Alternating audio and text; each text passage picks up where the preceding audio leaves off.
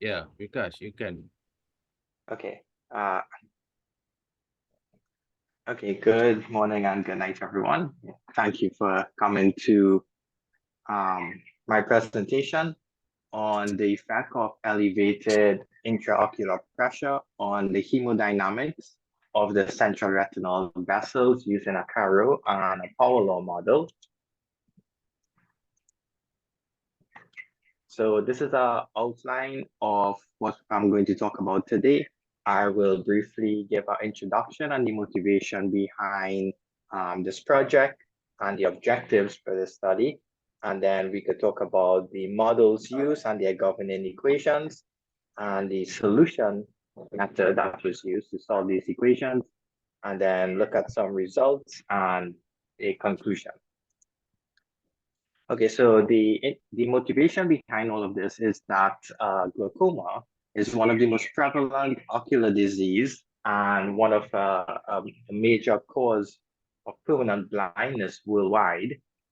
And one of the possible mechanisms that is believed to cause this damage is elevated intraocular pressure inside the eyeball. So the intraocular pressure is the pressure inside your eye, and high intraocular pressure is one of the mechanisms that they believe causes glaucoma.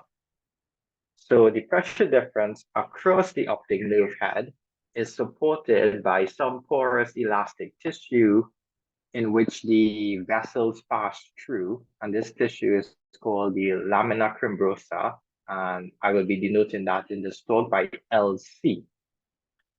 And the elevated intraocular pressure that I will denote as IOP causes the lamina cribrosa, which is you could think of it like an elastic solid, to bow slightly and push inwards onto the optic nerve head. So when you have elevated intraocular pressure, what they believe happen is that that places further stress and compression on the lamina cribrosa, which then is transferred to the optic nerve head, and that is believed to damage your retinal ganglion cells, causing blindness. And in addition, so I should also mention that in addition to elevated intraocular pressure, glaucoma patients, most of them are also found to have a thinner lamina cribrosa. So this elastic tissue in patients that have glaucoma, they found that this is actually thin.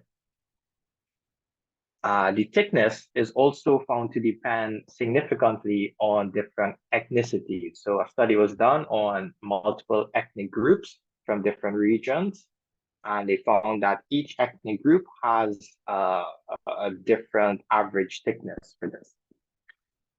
Now, the central retinal artery that I would denote as CRA delivers blood into the inner two-thirds of the retina and the anterior part of the optic nerve head. So that's the part of the optic nerve head that is inside your eye. And the blood circulation is then completed when the retinal capillary beds drain into venules and finally into the central retinal vein that I would denote as a CRV. So the CRA gives blood to the eye, and the CRV, you can think of, takes blood away from the eye. And before entering into the eyeball, the central retinal artery and vein, what happens is that it actually pierces into the optic nerve canal, and it continues along the optic nerve to the optic nerve head. Now, during that travel, the central retinal artery and vein are exposed to different pressures depending upon where it is inside the optic nerve or in the eye. So outside of the optic nerve, before it pierces into the optic nerve, it is exposed to the intracranial pressure. Inside the optic nerve, it is exposed to something called the retrolaminar tissue pressure. So I will denote that as RLTP. And inside the eyeball, it is exposed to the intraocular pressure. So there are three pressures in which the central retinal vessels are exposed to when they run their course. The pressure difference across the wall of a blood vessel is called the transmural pressure difference. And veins typically have a thinner wall and a larger lumen. And flow at lower pressures compared to their arteries. So a larger transmural pressure difference, if you have a large pressure difference across the vein, if it reaches some critical value, what might happen is that the vein may collapse. So that will obviously cut off blood supply. And measuring the spontaneous pulsation of the central retinal vein is actually an active area of research, because what they hope to do is figure out a way to link the pulsation of the vein as a way to non-invasively measure the intracranial pressure. So they want some way to estimate this pressure by just measuring how much is this vein pulsing. And over here, we have a schematic diagram of what exactly is going on. So blood enters through the internal carotid artery, and this artery continues up into your head, and the blood transfers and then branches off into the central retinal artery. And over here is where it pierces into the optic nerve canal. It goes into the eyeball, circulates around, and then it comes back out. So we have the central retinal artery going in and the central retinal vein coming out. And the part that is very close to the eyeball, right before it pierces in, is what the models I'm going to talk about is modeling. So right before it enters the eyeball, the central retinal artery and vein that I'm going to essentially model as a cylinder passes through this porous, solid, elastic structure called the lamina cribrosa. So on the left side, we have it exposed to one pressure called the retrolaminar tissue pressure. And on the right-hand side, we have it exposed to the intraocular pressure. So the intraocular pressure is the higher pressure. So the pressure inside the eye is usually much higher than the retrolaminar tissue pressure. So this is a simplified version of what goes on, and this is the model that I will be looking at. So the objectives essentially of this project was to determine the effect of elevated intraocular pressure. So I'm going to take the pressure inside the eye and raise it and see what happens to the displacement of the lamina cribrosa. What happens to the displacement of the walls on the central retinal vessels, and what happens to the velocity of the blood flow inside these vessels. And the model for the blood flow, I will compare two non-Newtonian fluid models, mainly the Carreau model and the power law model. So in the study, two different models was used. In the first model, I studied the central retinal artery, and this was a steady state model based on the central retinal artery. In the second model, which was very similar to the first one, but in the second model, I studied the central retinal vein, and this model was a time-dependent model based on the central retinal vein. So both models were very similar, and they used the same geometry, the same mesh. For each of these models, so for model 1 and model 2, I use two different non-Newtonian fluid models, the Carreau and the power law models for each one of those. And the displacement of the lamina cribrosa and blood vessels were modeled using a linear elastic solid model. So here we have another simplified drawing of the model geometry. So this is the lumen of the central retinal vessels, either the artery or the vein, depending upon which one. Then we have the vessel wall, and you see on the left side of the lamina cribrosa, or the posterior side, we have it exposed to the retrolaminar tissue pressure pushing inwards. And on the right-hand side, which is the anterior side, this is the side inside your eye, it is exposed to a higher pressure, the intraocular pressure. So because of this model, we could apply the assumption that it is axially symmetric. So I just need to take this bottom half, and that is what is modeled over here. So the actual computational domain was half of this. And this is the computational domain. So Z the coordinates which I used, Z, or the axial coordinate, was the coordinate in the direction of the blood flow, and R is the radial direction across the blood vessel.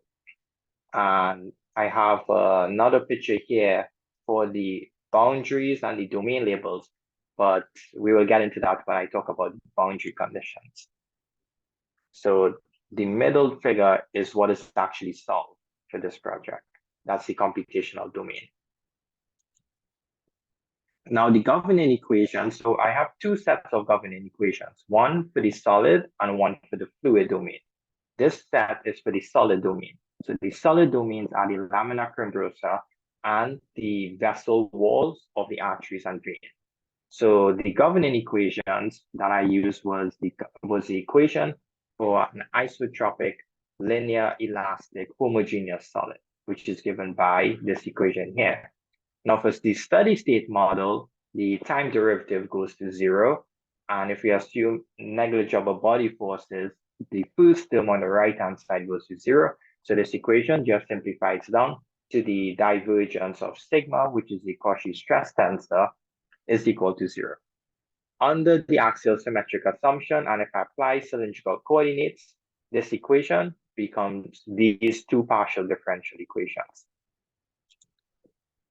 Now, I need some constitutive relation for the Cauchy stress tensor, and for a linear elastic solid that is essentially given by Hooke's law, which is displayed here, where lambda s and mu s, these are, you could think of these as the parameters for how elastic a solid is.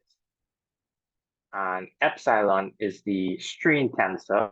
So the relation between the stress and the strain tensor is given by the symmetric gradient. U in this study, the letter U is used to denote displacement, and the letter V is used to denote velocity. So I have two sets of fields, a displacement field and a velocity field.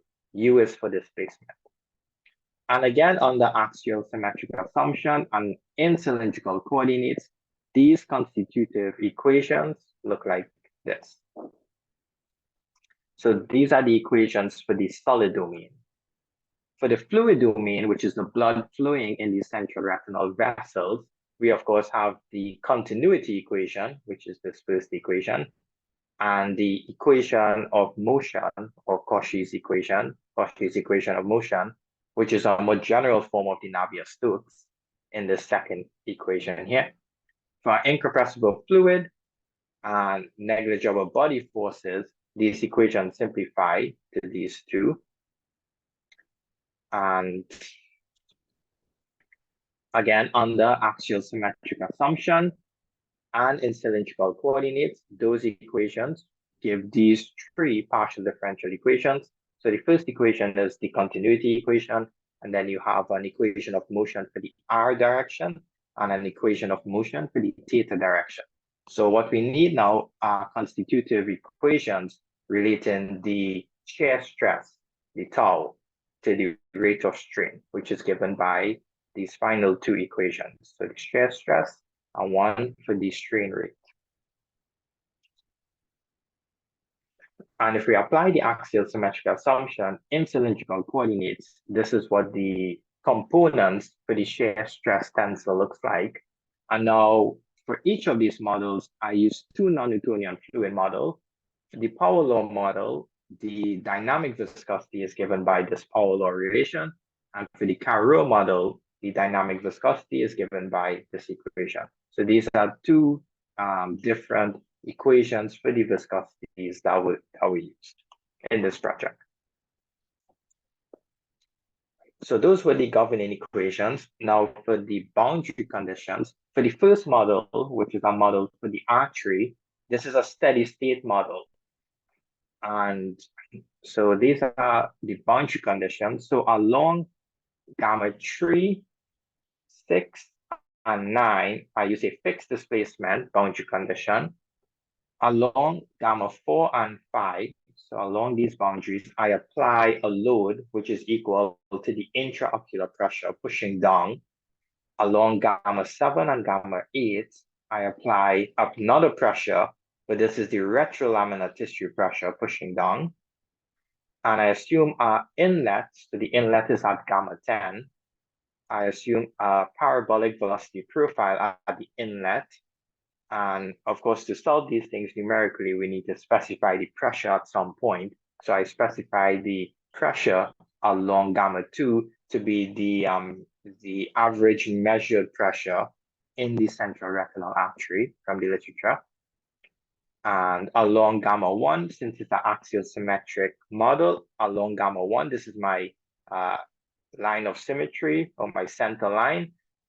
I apply no velocity in the radial direction, and the velocity is maximum here. So the components of the shear stress tensor along this line are 0. Now at gamma 11, so this gamma 11 represents the boundary between the fluid domain and the solid domain. So along this boundary, of course, we have the no slip condition, which is just the velocity is 0. But we now have an additional condition, which is the coupling condition. So this coupling condition, essentially what it does is it couples together the equations of the fluid side and the equations of the solid side. And this coupling condition that you see here is essentially just a force balance along gamma 11. On the left-hand side, we have the force from the fluid domain, which is made up of the pressure and the viscous forces. And on the right-hand side, this is the force from the solid side, which is just made up of the shear stress in the solid. So we have a force balance along their interface. This type of problem is more commonly known as a fluid structure interaction problem, where the fluid and the solid both influence each other. So this is the model for the central retinal artery. The model for the central retinal vein was pretty similar to that, except for this second model, instead of a steady state, this was a time-dependent model. So the only thing that really changed was that the quantities or that the loads applied on the boundary now depend upon time. The inlet velocity of the blood now was pulsing, so that depends upon time. And the inlet pressure was pulsing, so that depends upon time. Again, along the solid fluid interface, we have the same coupling condition as before. And we have the no slip condition at the wall. Now, the no slip condition at the wall looks a little bit different from the case before. In the first model, it was just that the velocity was equal to 0. In this case, because you could think of it as the blood pulsing, so the wall moves in and out. So the velocity is equal to the rate of change of displacement. So that's what this is saying. V is velocity and U is the displacement. So we have another sort of coupling going on at the wall. In these boundary conditions, notice that there are these functions, f of t, g of t, and h of t. So all these functions are doing, so I have what these functions are here. All what these functions are doing is they are just oscillating these quantities. So the function g of t, this function actually has no physical significance to the proposed model. All this function is doing, or the purpose of this function, was to help the numerical solvers. So what we wanted to do was start, since it's a time-dependent model, we need initial conditions. So we start with the initial conditions for the velocity and displacement set to 0 everywhere. And then we slowly ramp up those values to the actual initial condition for our problem. And this ramp up time I denote by A0, and I took it to be half a second. So from 0 to 1/2 a second is a ramp up time. So that way it helps the numerical solvers. So that is it. That's the only thing that g of t is doing. It's just ramping up these quantities. The function f of t and h of t are piecewise defined. So the first piece of it is exactly the same ramp up function from 0 to A0, which is 0 to 1/2. It ramps up to where it should be. And then we have the actual oscillatory behavior. So f of t is the function that oscillates the pressure, and h of t is the function that oscillates the velocity to simulate a pulsating flow. And the period of these oscillations, I chose it to be 0.8 seconds, which corresponds to 75 beats per minute. So if you convert 75 beats per minute to frequency, you get 0.8 seconds. So that simulates a heartbeat.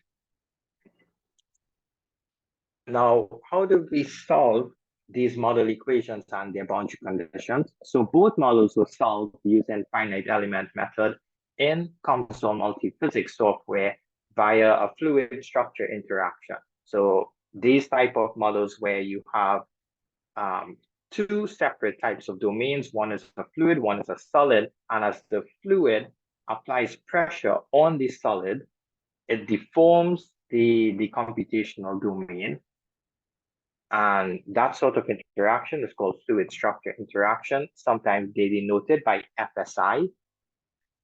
And since it's a finite element method, the shape functions for the fluid was P1 for both the pressure and the velocity. So this is the P1 shape functions are linear triangular shape functions.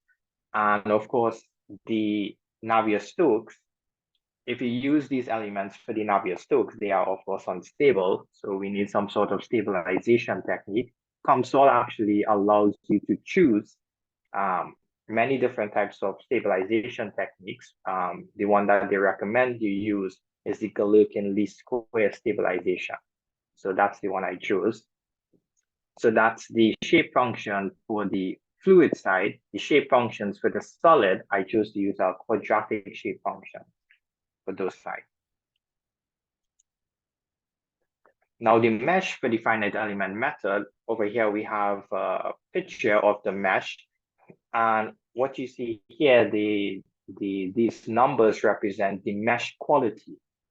So 0 is very bad quality. You don't want that. 1 is very good mesh quality. And the mesh quality is just how, is essentially the aspect ratio of the mesh. Because in finite element, you don't want the mesh, you don't want elements that are very thin and long. You want to avoid those elements.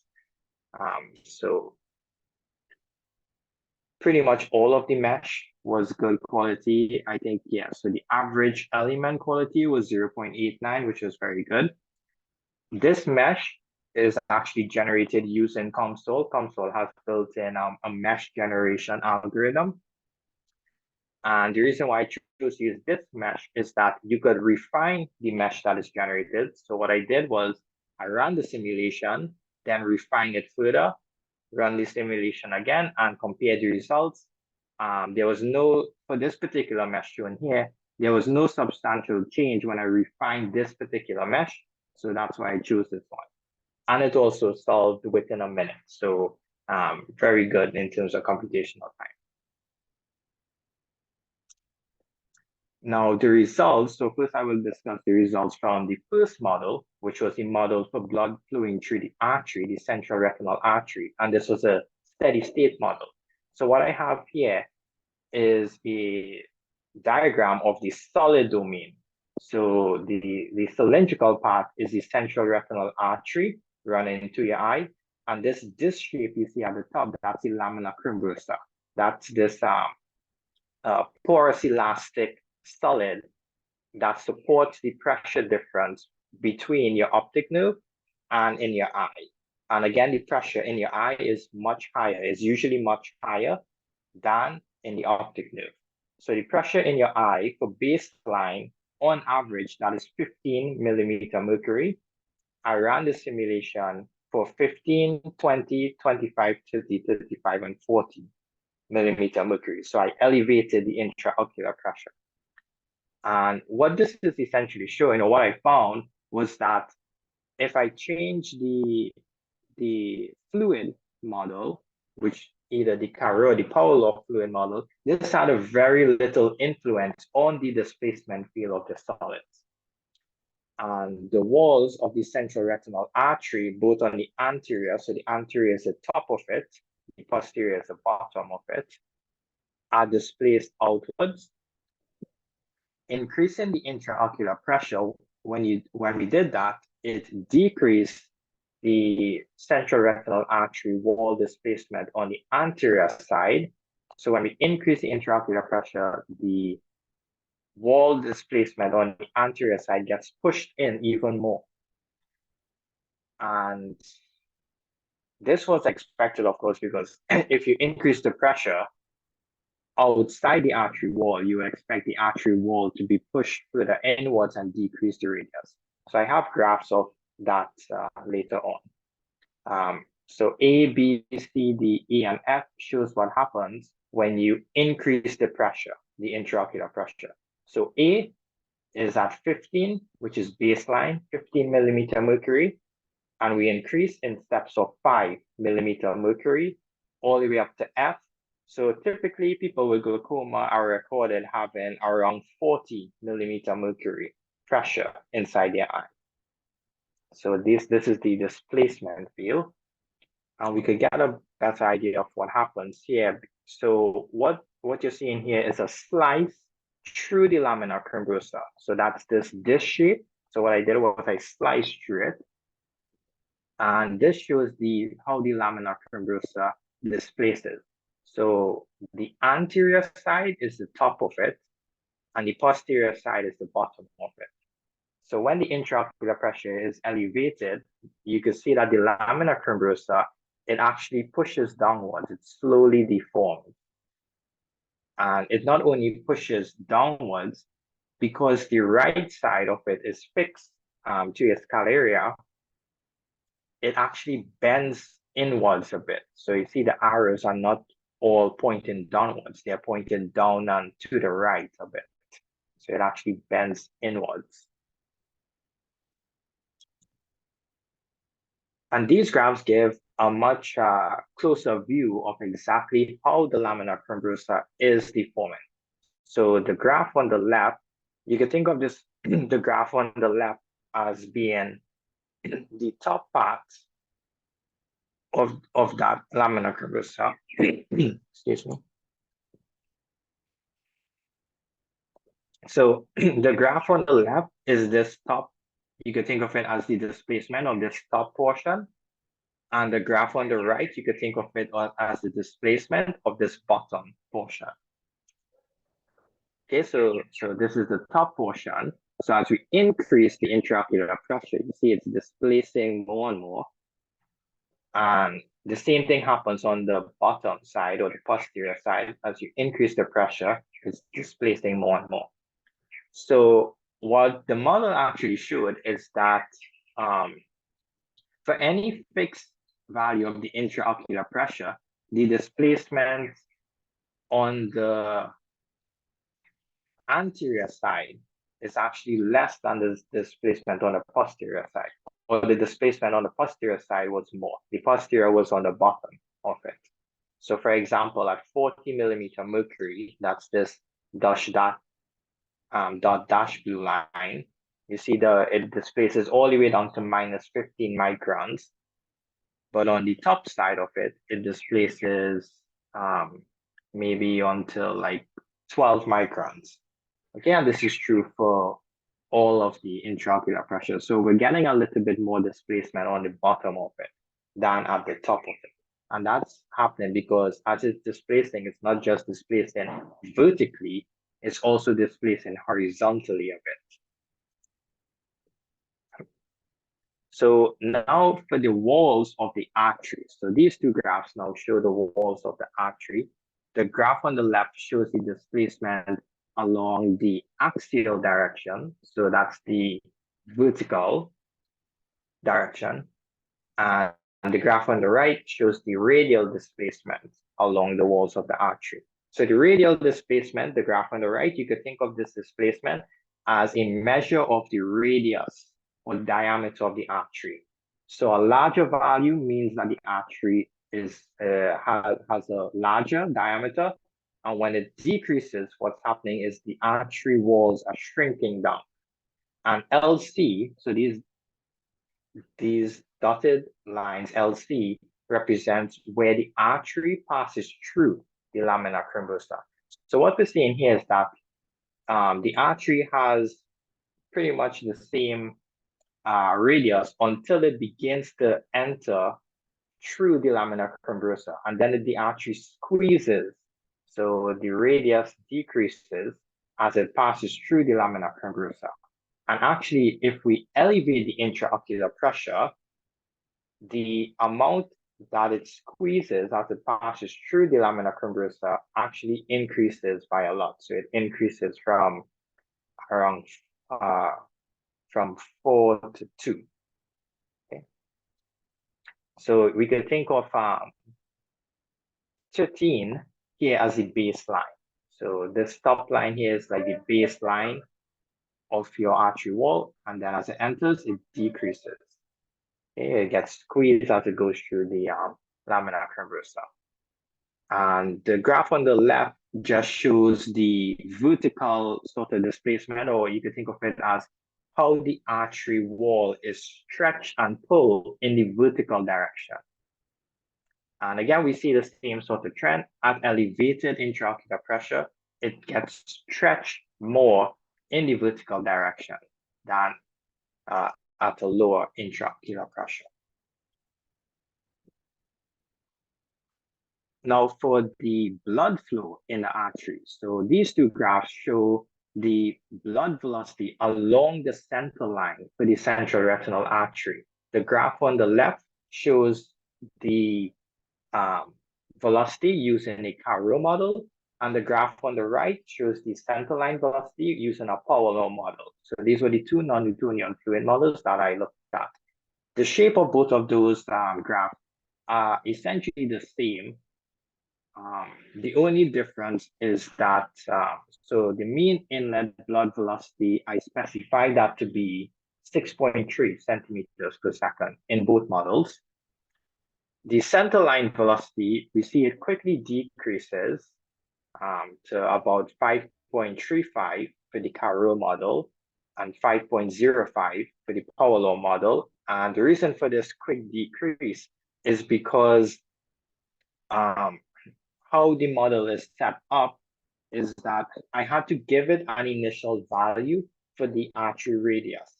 And then when I run the simulation will tell me, because we expect the artery wall to expand. So it will tell me how much it's going to expand. So the expansion of this artery wall is the reason why we see this initial drop off. So this initial drop in the velocity, we could sort of ignore that because that is just an artifact of the numerical method taking over and finding what is this equilibrium displacement for the artery wall.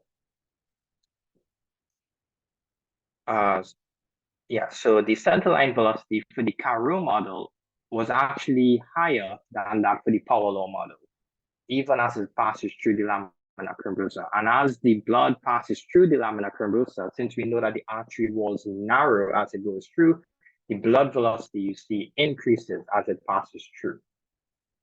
And for an elevated intraocular pressure, the blood velocity actually increases even more. So I have that over here.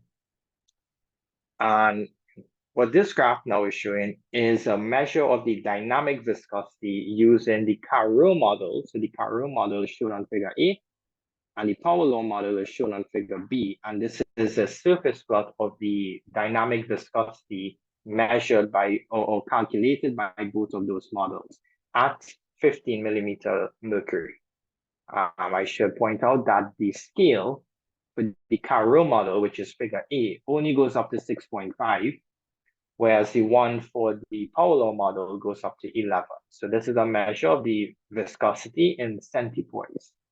So right away, we see that the power law model is predicting higher blood viscosity, which is an explanation for why we get lower blood velocities corresponding to the power law model, because the blood viscosity that this model is calculating is higher.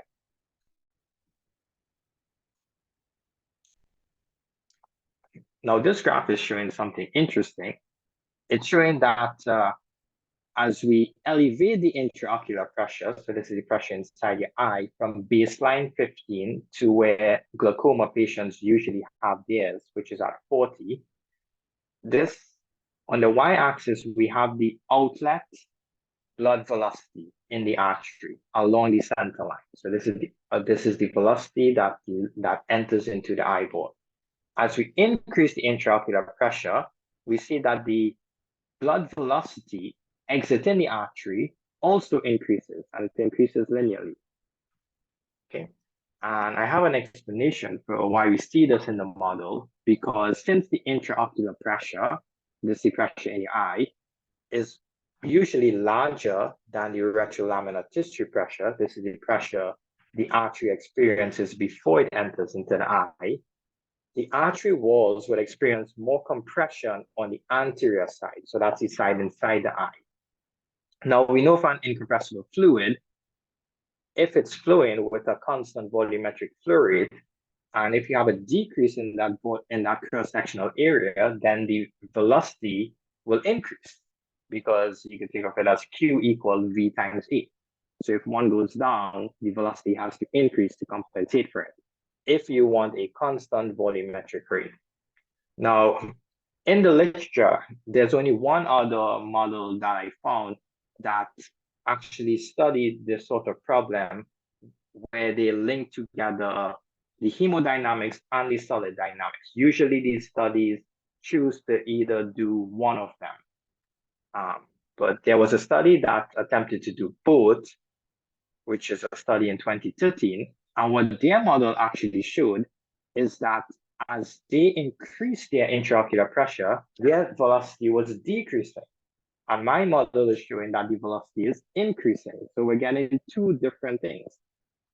However, on a closer examination of the model, of their model, I found out the reason why. The model that I used and implemented in Console, it fixes the volumetric flow rate across all the intraocular pressure, which means that the volumetric flow rate at the inlet and the outlet, it fixes that. Whereas the model presented by this previous study in 2013, they allow for varying volumetric flow rate. So that explains why their velocity was decreasing, because their volumetric flow rate was actually allowed to vary. So what are the advantages of fixing your volumetric flow rate? Well, actually in your body, we have this thing called autoregulation, which means that your body compensates for varying conditions inside of it, because at the end of the day, your tissues and organs need a certain volumetric flow rate of blood to provide the right amount of oxygen. And that process whereby your body adjusts to keep the volumetric flow rate near constant is called autoregulation. So this constant volumetric flow rate type of model is actually more realistic to what we would expect in a human, or for a process having autoregulation. So this model shows a more realistic view of what we would expect to happen, because we would expect there to be a constant volumetric flow rate.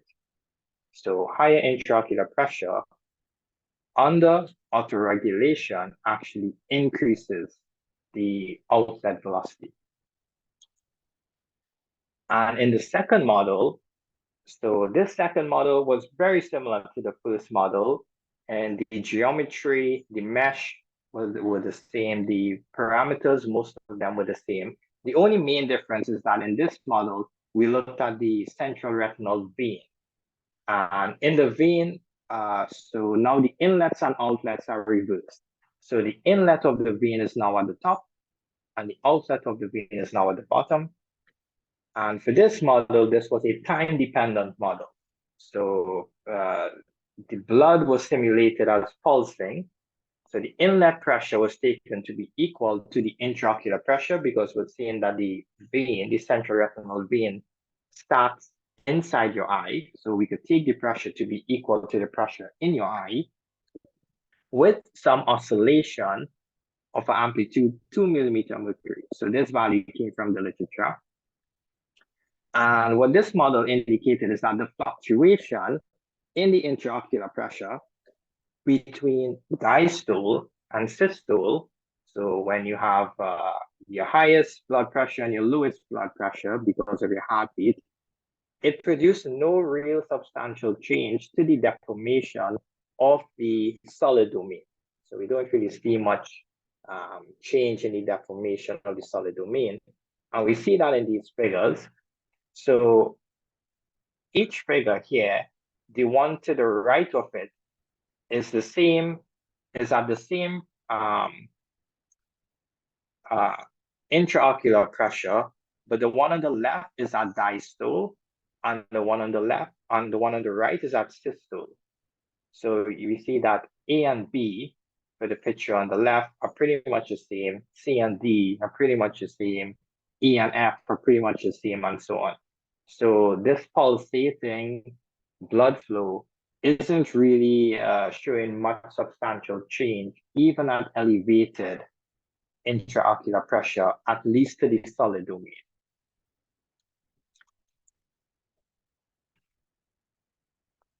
Now, these graphs are showing, again, the displacement of the lamina crembrosa along the top and along the bottom of it. And these graphs are actually very similar to the graphs obtained in the first model. So what this is showing us is that the use of a time-dependent model and the use of a steady-state model in terms of how it is affecting the lamina crembrosa deformation, there's no real significant change. So if all you care about is to just measure the deformation of the lamina crembrosa, you could use a steady state model. That's what this is telling us. There's no need to go through using a time-dependent model because the deformation here was pretty much the same as the deformation for the first model. And these two graphs are showing now the displacement of the central retinal vein wall. So the graph on the left shows the radial displacement. So the solid lines are at 15 millimeter mercury. So this is baseline. The dotted line is at 40 millimeter mercury. This is at elevated. And the blue is at diastole, and the red is at systole. So the graph on the left, you could think of it as the diameter of the vein, and the graph on the right shows the elongation of the vein. Because remember what the model showed, the lamina crembrosa not only deforms downwards, but it actually pushes inwards a bit. So it's sort of like a hinge. It pushes down and a little bit to the right. So that pushing in to the right is shown by this graph on the right here. So what this is showing is that there's little difference in the radial displacement between diastole and systole pressures when the central retinal vein is inside the lamina crembrosa. So within this two region, inside the lamina crembrosa, we see that the curves for each intraocular pressure are pretty much the same, right? The dotted curves are very close together and the solid curves are very close together. So within the lamina crembrosa, this pulsing blood flow doesn't seem to affect the displacement inside. And the internal radius of the lamina crembrosa of the central retinal vein was actually larger at elevated intraocular pressure compared to a lower intraocular pressure on the posterior side. So the posterior side is the side on the left of the lamina crembrosa. The anterior side is the side on the right. So what I'm saying here is that on the side before the lamina crembrosa, so the side on the left, the dotted curves are above the solid curves. But if we look at what happens after the lamina crumbrosa, so on the right, the solid curves are now on top and the dotted curves are below. So that was very interesting. And that is because on the right-hand side, the dotted curves are corresponding to 40 millimeter mercury pushing down on them. So we would expect it to be less displacement rather than it being at 15. So that was the displacement of the central retinal vein walls. And these two graphs are showing what happens to the centerline velocity in the central retinal vein. So there's a typo here. It should be central retinal vein, CRV and CRV. Sorry about that. So at each intraocular pressure level, the centerline velocity of the Carreau model, so on the left, the graph on the left shows the centerline velocity for a Carreau model, and on the right shows the centerline velocity of the blood for a Paolo model. And what we see here is that for baseline intraocular pressure, so 15, so the solid curves on the left and the solid curves on the right are pretty much the same. And there is very little change in the centerline velocity predicted by both models as it passes through the lamina crumbrosa. The velocity before and after pretty much the same. However, at elevated intraocular pressure, when the pressure inside your eyeball is higher, that corresponds to these dotted curves, the pressure, the velocity as it travels across the lamina crumbrosa is a lot different.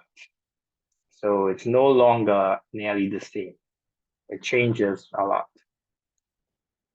So at an elevated intraocular pressure of 40 millimeter mercury, the velocity increases across the lamina crumbrosa was more pronounced. So at higher pressure inside your eye, we see a larger pressure drop occurring across the lamina crumbrosa.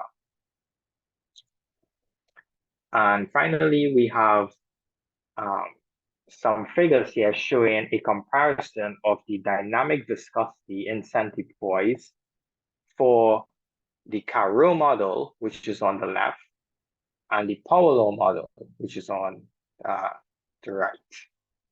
So again, just like before, the Carreau model shows the blood having a lower viscosity at the center line than the Paolo model.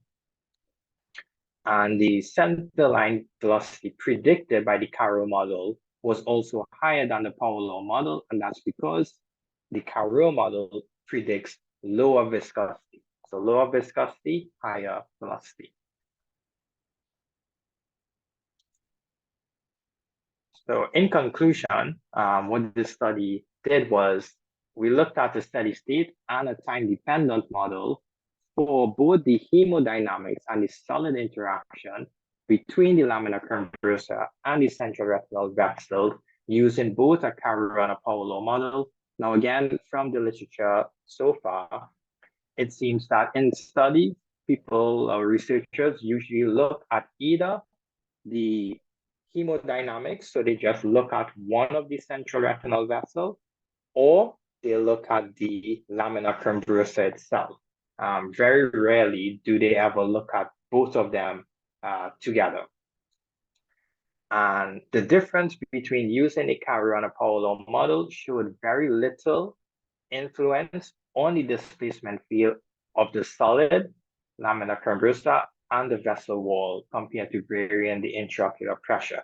So that's saying if all you want to study are the solid displacements, then it would not really matter which fluid model you use if you're looking at Carreau or Paolo, or maybe you could even extend this where you have to do the calculation for a Newtonian fluid model. You may even be able to use a simple Newtonian fluid model if all you want to get out of this is what is the displacement of the solid. because for the two non-Newtonian fluid models I looked at, the difference between them was negligible when we looked at the displacement. Now, increasing the intraocular pressure, we showed resulted in a decrease in the central retinal artery wall displacement on the anterior side. So this is the side inside your eye, and an increase in the displacement on the posterior side. So this is the side before your eye. Both models showed that increasing the intraocular pressure causes the lamina cribrosa to bend further inward. So remember, this was one of the hypotheses, or one of the reasons why researchers tend to believe that glaucoma, or one of the main risk factor, is elevated intraocular pressure, because elevating the intraocular pressure causes the lamina cribrosa to bend further inward, and it places a more significant displacement on the optic nerve head.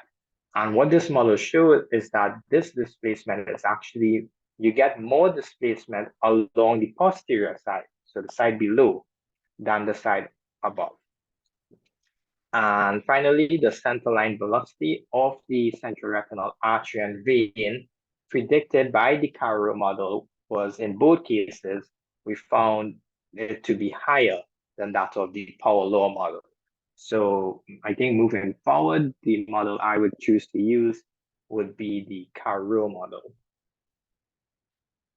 So I have two references that I had cited in this presentation. So thank you for your time and for your attention. And that ends my presentation.